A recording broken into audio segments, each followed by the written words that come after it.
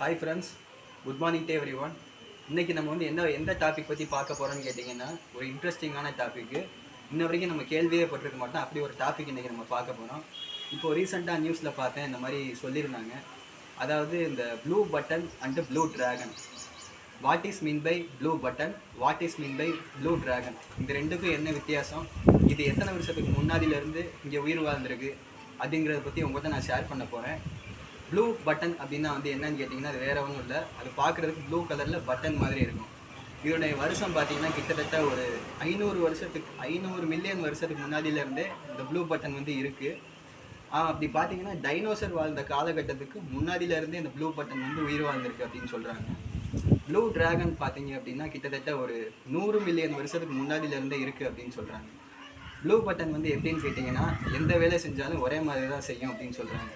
அதாவது நம்ம உடம்புல இருக்க செல்ஸ் எல்லாமே ஒன்று சேர்ந்தால் எப்படி நம்ம உருவாயிருக்கோம், அதே மாதிரியே தான் இந்த ப்ளூ பட்டன். அது வந்து ஒரு உயிரினத்தை வேட்டையாடுறதா இருந்தாலும் சரி, அது ஒன்றா தான் செயல்படும் அப்படின்னு சொல்கிறாங்க. அதாவது இனப்பெருக்கம் பண்ணுறதா இருந்தாலும் சரி, அது ஒன்றா தான் இனப்பெருக்கம் பண்ணும் அப்படின்னு சொல்கிறாங்க. இது வந்து கடல்வாழ் உயிரினம். ப்ளூ பட்டனாக இருந்தாலும் ப்ளூ ட்ராகனாக இருந்தாலும் ரெண்டுமே கடலில் வாழக்கூடிய ஒரு உயிரினம் தான். அதாவது இப்போது நான் எதை பற்றி சொல்ல போகிறேன்னா, ப்ளூ ட்ராகனை பற்றி சொல்ல போகிறேன்.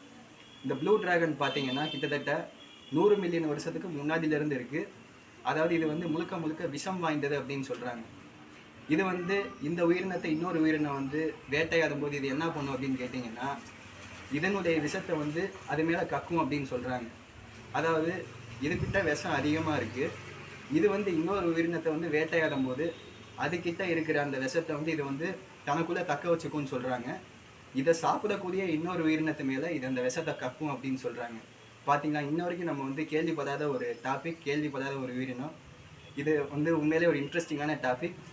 இந்த வீடியோ உங்களுக்கு பிடிச்சிருந்தா லைக் பண்ணுங்கள், ஷேர் பண்ணுங்கள், சப்ஸ்கிரைப் பண்ணுங்கள். தேங்க்யூ.